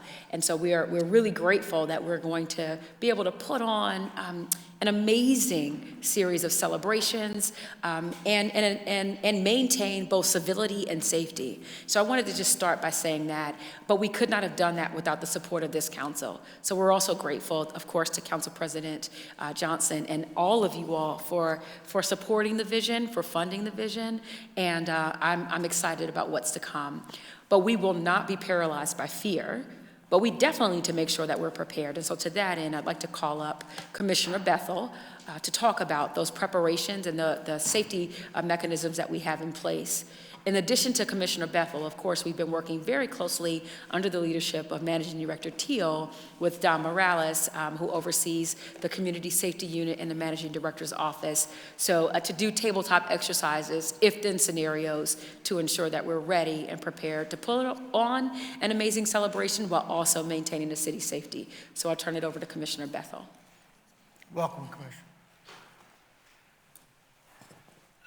Well, first and foremost, we've had a great partner with Giselle Jones, so we wanted to highlight the support we have there.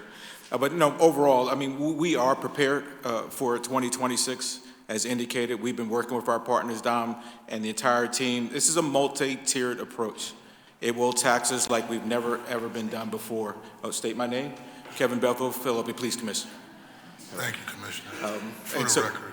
So we will be, we have a there's been multiple meetings, multiple tabletop exercises now. We're going through a process now. We've identified the level of deployment.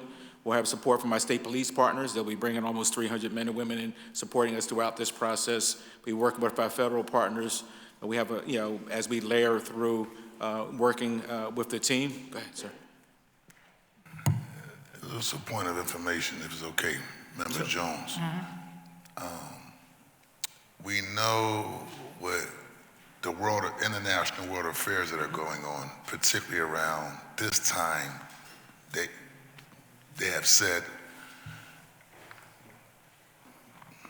they will focus on particular tourist destinations and high-profile events as targets of terrorism, to be quite frank with you, right, based upon the war that's going on right now in Iran.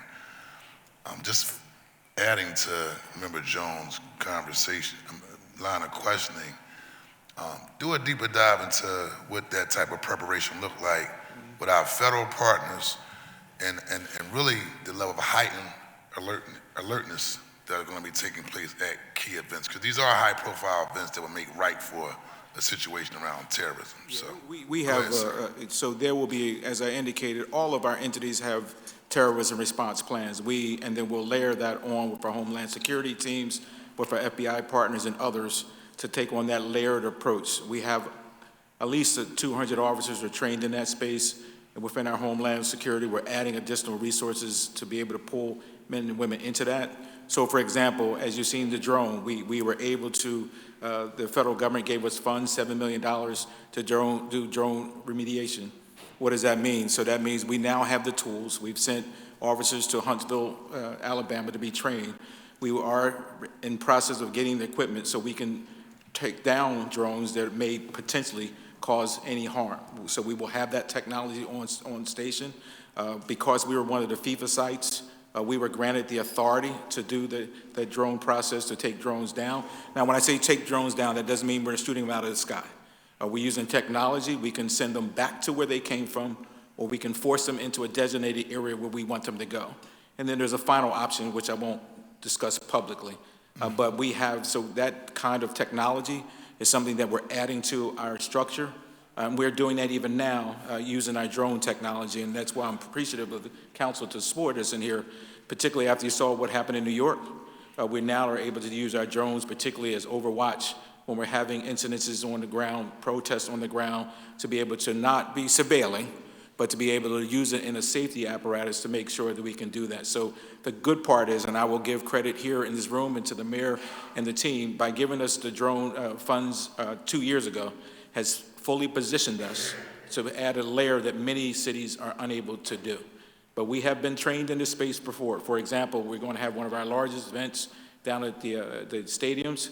We will go into our max package down there. Stadiums? The stadium, we're down the In stadium. South Philly, the second district? Yeah, make sure we safe, bro. I'm an honorary South Phillian because, you know, Yes, you did baptize me as a South Phillian when I was a captain down there. And so in South Philly, you know, we will treat that as an NFC event. That'll be one of our most highest deployments that we do in that space. We'll do that on July 4th, which will as well. I want to let Member Thomas continue his time, but I also just had a question also, like, and some of us been through this before in the past, because some of us around during 9/11, right? Who will designate during when these events take place if our alertness is a red, yellow, or green in terms of alertness, right? And like the FIFA World Cup is one type of event, but also symbolic events, like I know the Pope is going to be coming to get the Liberty Bell at some particular point in time around our historical institutions. So the Pope, my understanding, the Pope will not be here. He'll be doing that virtually. He's not coming now? That's my understanding. He'll be doing it virtually, receiving it virtually.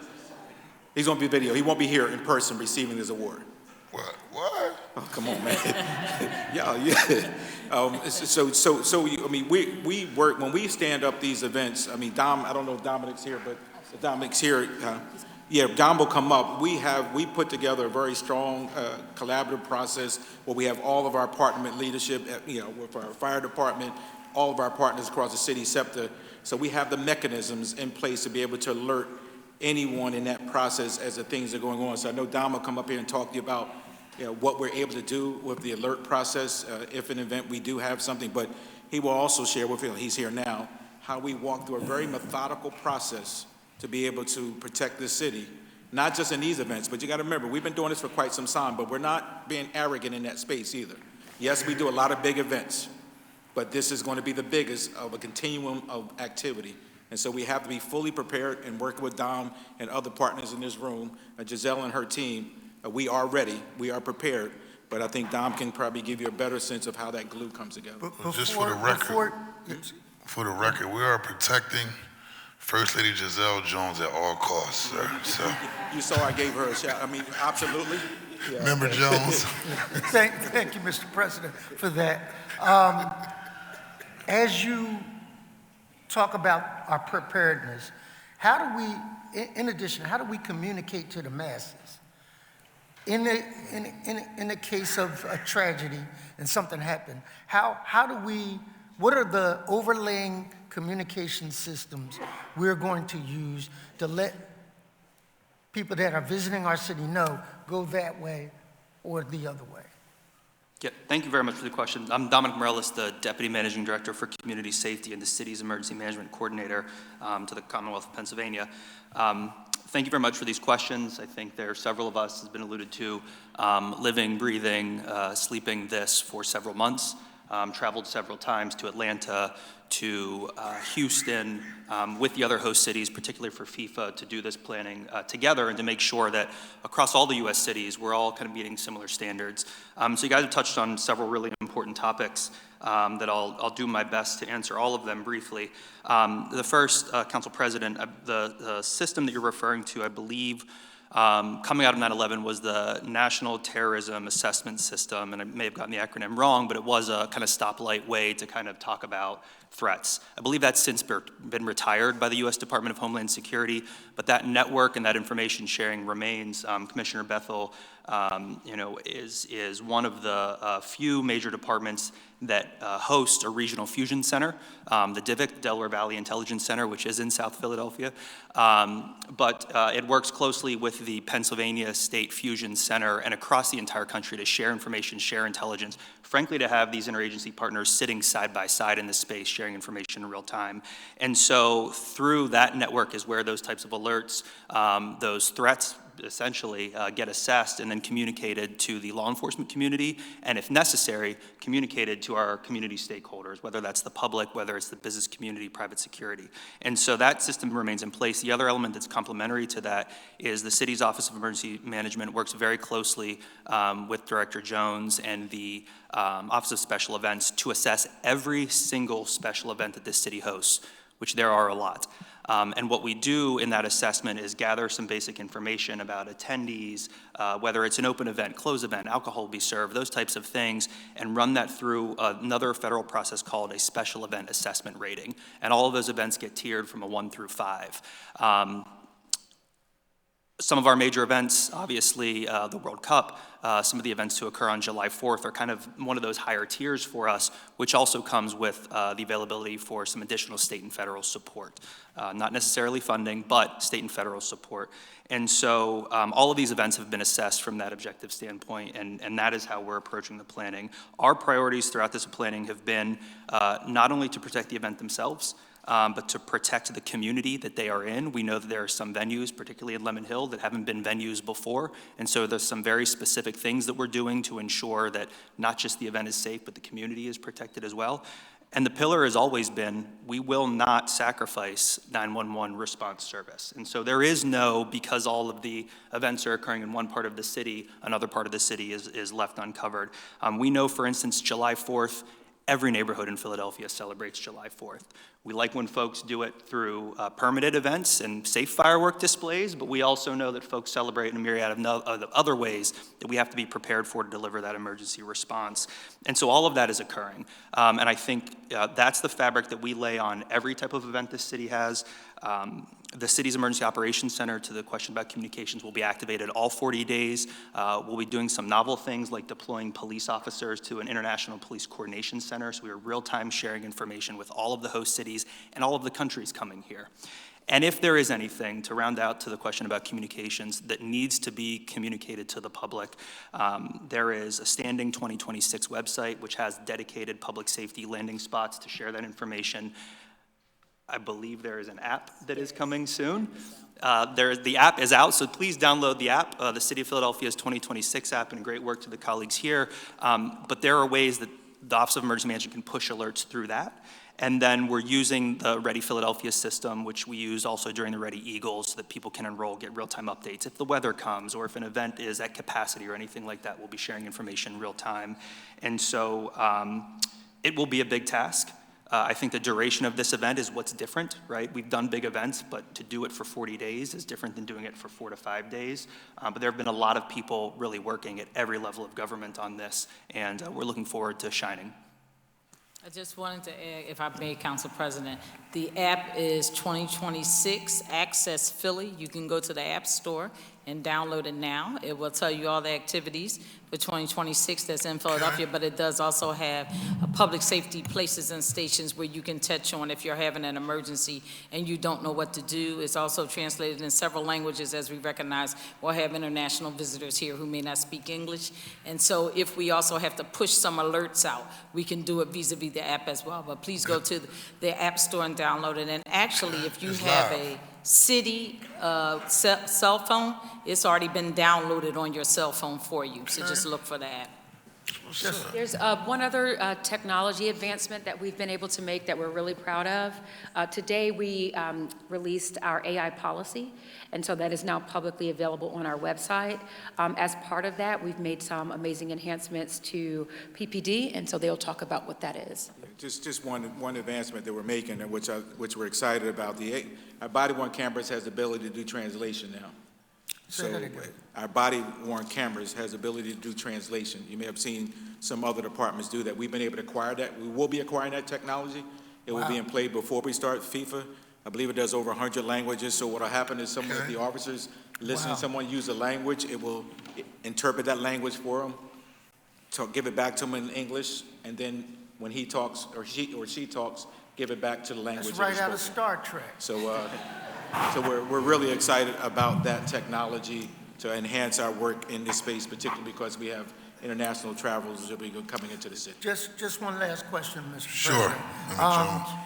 There was once upon a time that there was some difficulty of our Motorola communications devices working under subway ground.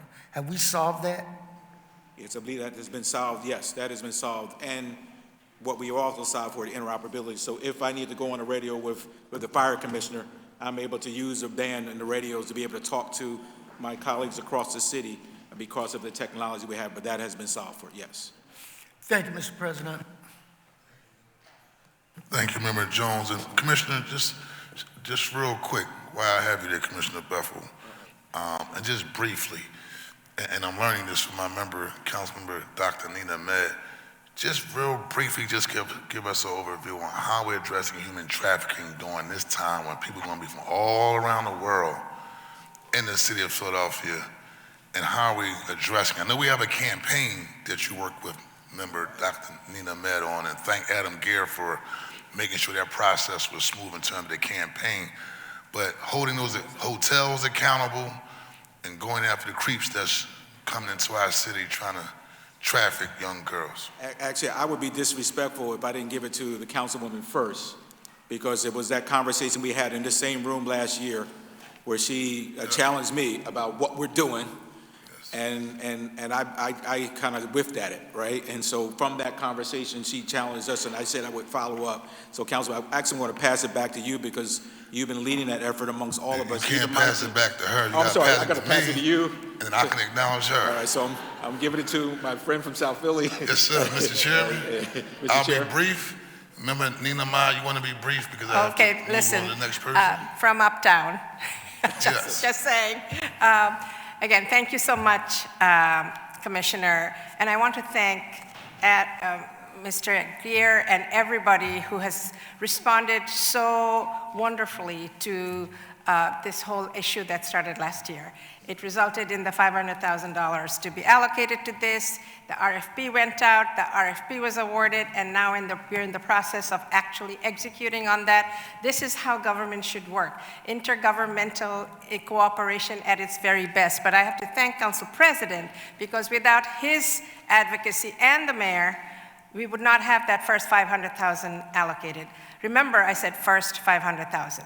Okay, just so that everybody's aware. So thank you again. This is going to be really a pilot for us to see how we move forward beyond 2026, because we really need the training piece to be fundamental. I didn't get to ask that question for labor, but how we train your officers, Commissioner, is going to be very important because they're on the ground and they're the ones who are interacting. So thank you, Council President. Great job so far. I am so excited that this is rolled out in such a beautiful way, and I'm very deeply appreciative to all of you. Thank you, Council President. Thank you, Commissioner Bethel and Mr. Adam Gare. Just a brief overview. What does it look like in terms of the enforcement around this particular issue? Like, do we flag certain hotels? I've learned that was a thing, that some of these hotels know that this was going on, and they're not they don't have to be not necessarily monitored from us, but you know, they go about knowing that this is going on without being called out, and in some cases they are called out. What does our plan look like? So we, I mean, as the councilwoman saw, we have a multi-tiered approach, and we came in here to show her that. You know, we have our vice team that's working, and special victims is working as well with our federal and state partners on a regular basis around identifying areas, locations, places. We do know for these events, particularly the FIFA events and stuff, that we're going to see some heightened activity. And so part of that was creating a system, a communication system to be able to alert and be able to call. And so we're working through that process. Councilwoman is working with us on that process. But we have a very core group. We're going to expand that group because we definitely recognize, and I appreciate the councilwoman really elevating this last year, that we are going to see elevated activity. And so, but we have the infrastructure in place to be able to do this effectively. And the communication, which the councilwoman identified last year, is key. It's for folks to understand what they're seeing in the moment, but also us being able to get that communication and receive it. And so I think we're confident now that based on the collaboration, based on the enhancement of that collaboration, and bringing on the communication part of it is really going to make sure that we're prepared for the activity that we're going to see this year. Thank you very much, Commissioner. And I know that Azucena and the Managing Director's Office is also working on this, but I'll turn it over to you, I'll turn it over to you, Managing Director. Thank you, Chief. Good afternoon, Council President. Director here, as well as I know Azucena is going to come up with I only that. just need Mr. Gear, and then I'm going to call on the next person. So give me an update, Adam, because you also helped make this thing work, and I appreciate that hard work. That's right. Good afternoon, Council President and Council members. Councilmember Ahmad, again, thank you very much for your partnership in City Council and our mayor for getting this funding together. I'll only add to Commissioner Bethel that this communication piece, which you're such a strong advocate for, is going to be really critical as we now go forth and begin to message that this is going to be happening. It's going to be heightened, what to look for,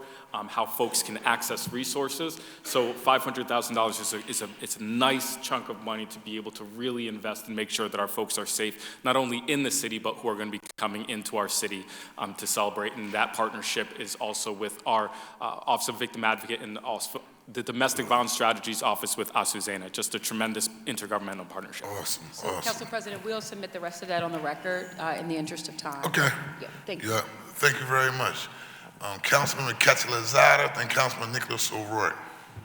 Thank you. I have two questions. One of them is around housing and the other one around public safety. And since they were here, I was going to ask the public safety question first. We've been talking a lot about economic opportunities and how some of these commercial corridors are the economic engines of neighborhoods. And I'm trying to figure out in your budget proposal how much money is identified to ensuring that some of these commercial corridors that are being occupied by open-air narcotics are actually responded to, and that enforcement is increased in order to allow for some of our businesses to benefit from the economic opportunities that should exist now, but that will exist in the future. What is happening currently, and what is the plan for ensuring that some of the opportunities for our visitors, for when our visitors come, actually get into the neighborhoods? I believe good afternoon, Council Member. I caught the end of the question. I believe, and just to rephrase, is that sort of the messaging around folks who might be coming to use drugs in our communities. Is that Use and sell. Use and sell. Right? I mean, I think that we've talked a lot about, and there's been a lot of focus on the person who is living in substance abuse disorder on our commercial corridors, but I think that we also need to respond and acknowledge the fact that they are there because that is where the supply is, right? And so what are we doing to ensure that these individuals who are occupying our commercial corridors are actually being responded to, right? Are we gonna make them move? Are we gonna ask them to go away? Or we know they're not praying the rosary, right? They're 12, 13, 14 hours a day. We know what they're doing, and so I'm asking you, we have made those that are living in substance abuse disorder uncomfortable, and they have moved away, or they've gone into programs, or they've received services, or they've gone to whatever they call home to their home places, right? What are we doing now to respond to the open-air narcotic sales that is happening, that is preventing from our businesses to actually take advantage of the opportunities that we are offering as a city? So Councilman, great questions. And so here's where we are. As we continue our operations down in Kensington, and after meeting with you, and as you know, and be talking to the caucus very soon, we will start to institute a new and updated strategy down in Kensington. To the very point that you described is now, it was never just about the unsheltered and those who are in addiction. It was also about those individuals who are selling and the drugs down there. And so we will be very shortly presenting a plan both to you and the caucus, as well as others, to talk about how we're going to enhance our enforcement. There'll be multi-tiered enforcement down there for those who are selling. You already know that we're working in conjunction with our federal partners. I've tasked all of my partners. We've been with our FBI partners and working down there after the Weymouth job, and we're going to continue to do that work with our DEA partners down there, our state partners, as well as our men and women on the ground, and really starting to teach them how to be more effective. We will be introducing a new strategy As I indicated, the camera technology is great, as well as the drone technology is great. And so there's opportunities now to use our technology to be able to enhance our enforcement. So you will start to see, and we'll talk through what that will look like and what we are building that model down in there, but the model that we could take across the city, because we have drug sales in corridors across the entire city of Philadelphia. And so our ability to be able to use the technology that we have at our disposal today. I spent 15 years in narcotics. I think we have some things and tools that we can now use that can make us much more effective in those areas where we oftentimes have not been able to get into. And so you will start to see an enhancement. We're building out that strategy. We'll be prepared to probably present that in the next 2 or 3 weeks around what we are going to do as we now elevate. We went through our 3 phases and 5 phases in Kensington. We've been in our phase 2 and 3, where law enforcement and securing the area. We've been in that phase for quite some time. It's time for us, even when we met, to talk about, we got to get some juice back into it. So we're working through that process now, and I think I'm hopeful that you'll be pleased of what you see. The team has put together what I think is a good package, but needs a little bit more. But we are headed in the right direction, be able to answer and be able to do the things that you described. Are we prepared to respond to the possibilities of people getting stuck in our community as a result of coming to try the supply that they've heard about across the U.S., right? Are we prepared for that? Are we prepared in the police department side? Are we prepared on the prison side? Are we prepared in the program, preventive and education side? Are we prepared for that? Because you and I both know that people have come into the neighborhood just to visit, just to see, get approached, get offered something, and then never leave. And so are we prepared for that? If I may, council members, so the good news is that we are at a position with our coordination in Kensington with our partners, whether it's the Office of Public Safety's relationship with the police department and command down there, and Marikey, and many of our other partners and community organizations. Where I thought you were going with this initially is that we are adding an educational component. We are thinking about the fact that folks who are not familiar with the city may be coming into some of our communities and may not be prepared for the kind of drugs that are unfortunately available, right? We are starting that work. We, though, are very attuned to who's on the streets of Kensington, to whether they are familiar faces, whether they are not. We have the Kensington Wellness Support Center, which, thanks to the investment of council, has really taken off, and under the leadership and advocacy of our mayor, has really taken off just off of the block of Kensington. More resources than ever is being housed in that facility. Folks easily able to access it. And so we have coming all together in alignment, all of these resources, some that have been around for a long time, some that are brand new, that are working together to make sure that we are identifying folks who are in need and then giving them the appropriate resources and off channels wherever they may be. So it is something that we are thinking about, the fact that we may be seeing more folks coming in and how we manage that, not only in being able to educate the dangers of it, but also be able to have the resources available to quickly intervene and remove them from a dangerous situation. And just to add, I mean, those guys down there are very crafty. As you know, they moved, phencyclizine was being cut with xylazine, right? And then when that became a part of the Controlled Substance Act, they moved to medetomidine as a cut, which is even above. Now, in that case, we're not seeing the limbs, and you got folks who can talk better about this topic than me, but we are seeing other issues now where it creates this, where they're hospitalized and spending longer time. And so we have been able to, when you talk about the intergovernmental reports, we've constantly been adding those layers. So we're partnered with, I know Mr. Resnick is here from the prisons, where if it goes well, we'll have a ward down there. So for hospital cases, to be able to take individuals there, that will relieve some of the stress that we have when we are making arrests down there. But we're doing our best, and it's a great challenge for us. But right now, our count is about 265. That's about where we were last year. The tests of whether being successful, if those counts go up. As you know, it gets warmer, and then all of a sudden, what you described, individuals come here. And that's why we have to be very laser focused on our strategy to continue to chop away with getting back to, to making that community, what you're expected to be, a thriving community. Thank you. Can I pivot to just one more question about housing? I have to be brief because I'm doing a hard stop Very at briefly, 5. I see that you also refer to a new housing investment that includes modular housing. From my understanding, that's production of housing in a particular space and then move to or set up in other spaces. How many of these projects are we looking at? Is there a location where this production is going to take place?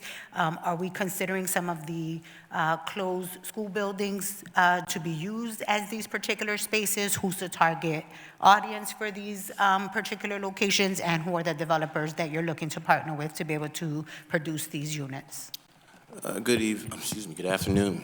Jesse Lawrence, Planning and Development Director. To answer your question, most of which is really too soon to answer at this point, we intentionally put out a request for information earlier this year just so we would get a sense of basically what it takes to be able to do such a factory here in Philadelphia, right?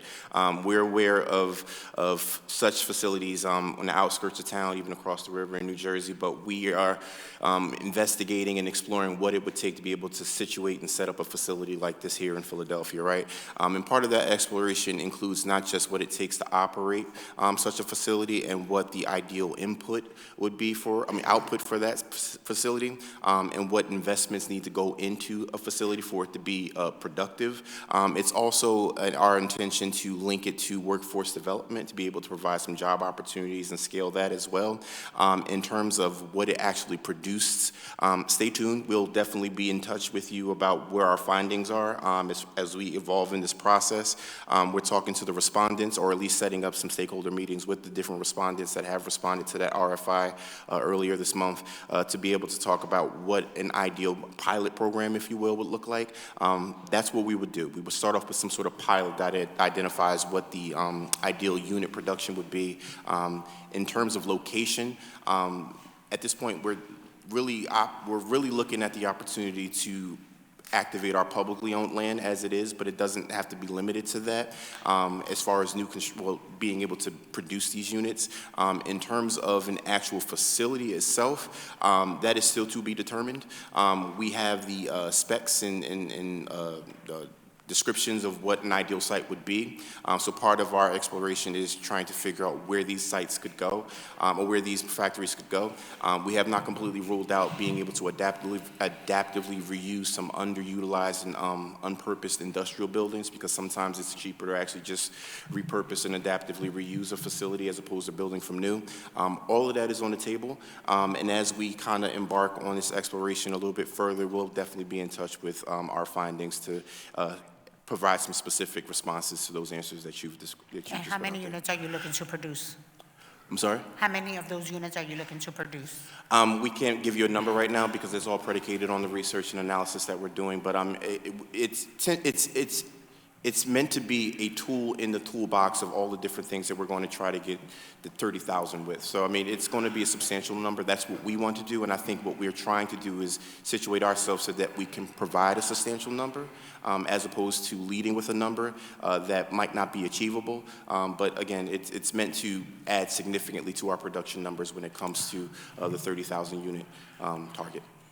And I have more questions, but I'll wait until the next time. Thank well, you. they'll be coming back in front of us as well. Yeah. What's the time frame now for, I know the RFI went out, when is the time frame for proposals have to be turned in for evaluation to see how we can go about? So the RFI is closed. That session is closed. We have responses on March, I think the deadline was March 2nd, if I'm not mistaken, but we have gotten those responses.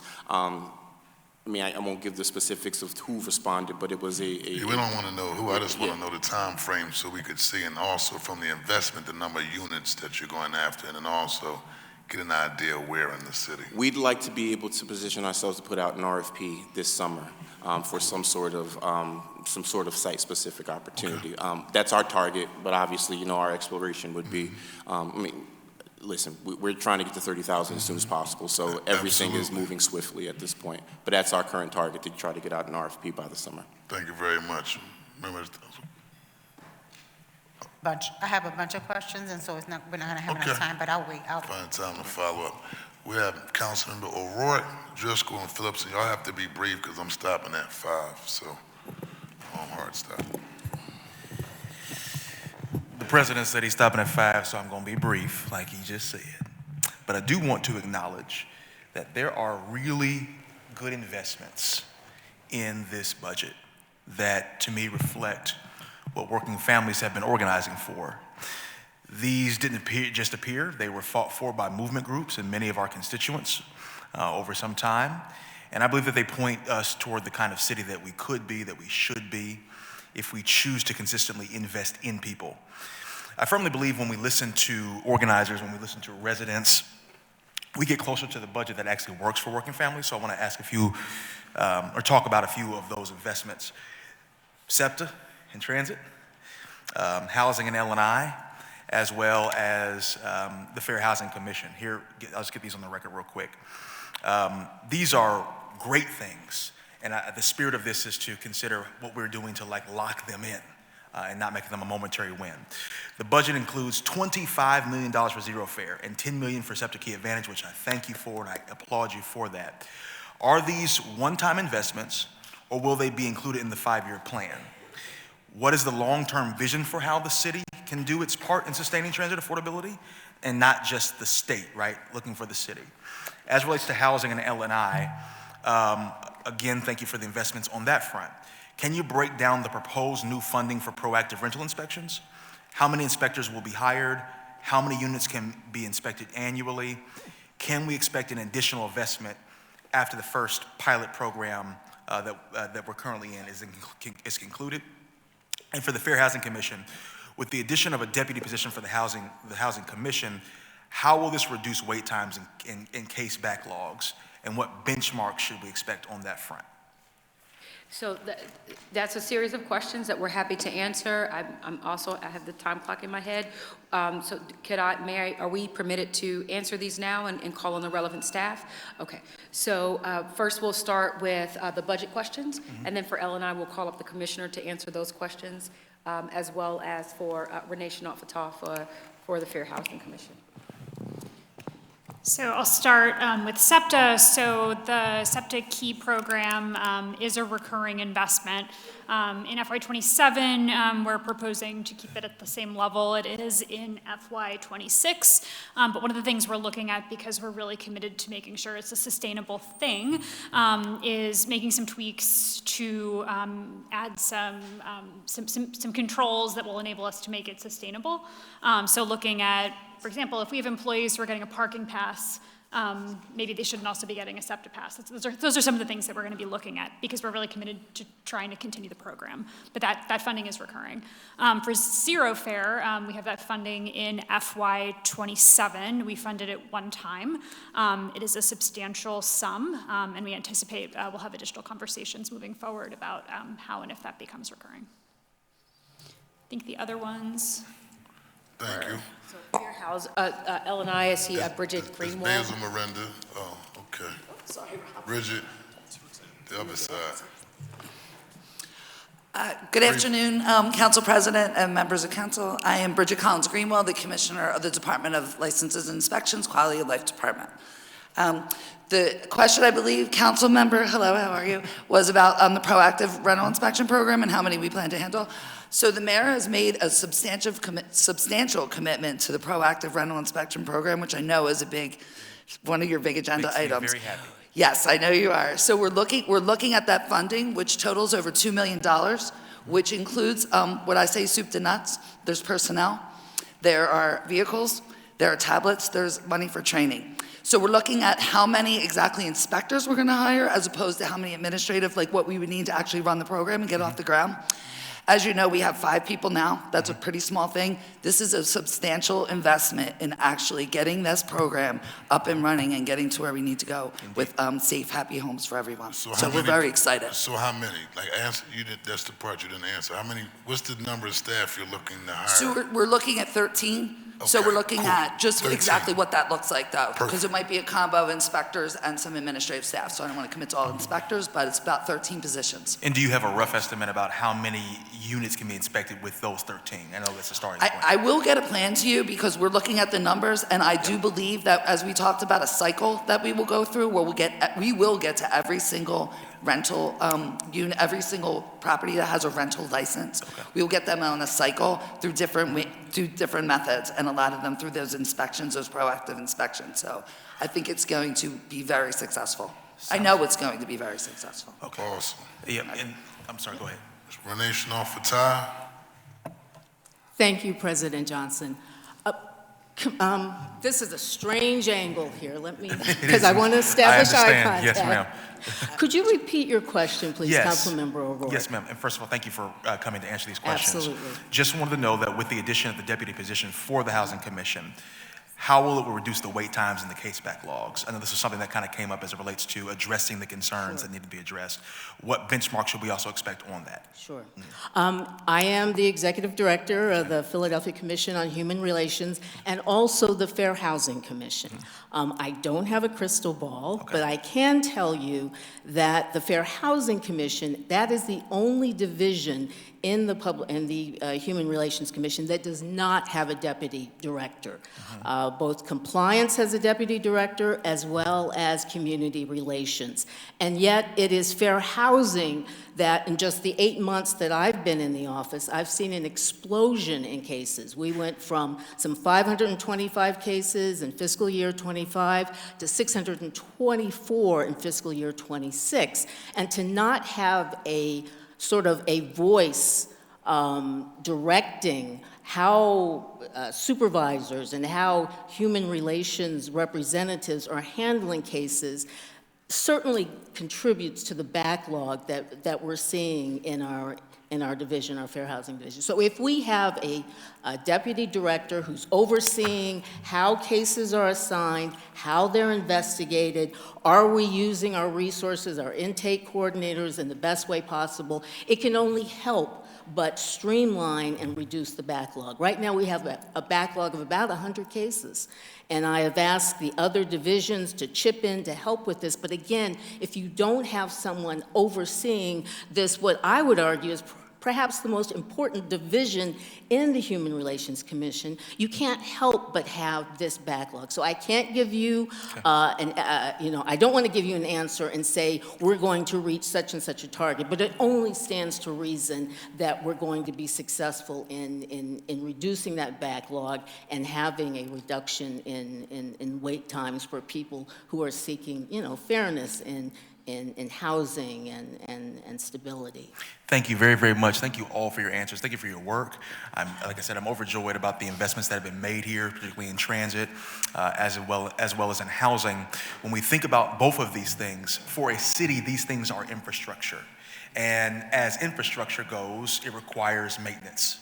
And so long-term investments, I think, in being able to do what we're doing now, year over year, I think will go a long way in us getting to a better situation. But I appreciate your investment so far, and we look forward to following it through and getting a better situation on both fronts. Thank you, Mr. President. No, thank you, Member O'Rourke, and I want to thank the administration for your time today and giving us a very, very informed discussion around the FY27 proposed budget and 5-year plan, as well as the capital program. And we thank all of you for just engaging us today and look forward to a very robust dialogue and discussion as we go throughout this process. And so thank you very much. And with that being said, the chair recognizes Majority Leader Captain Gilmer Richardson for a motion that the public hearing and meeting on the bills and resolutions before the committee today stand in recess until Wednesday, March the 25th, 2026 at 10 a.m. in room 400. So moved, Mr. Chairman. It has been moved and properly seconded that the public hearing and meeting on the bills and resolutions before the committee today stand in recess until Wednesday, March the 25th, 2026 at 10 a.m. All those in favor will signify by saying aye. Those opposed, the ayes have it. And this committee will stand in recess until Wednesday, March the 25th, 10 a.m.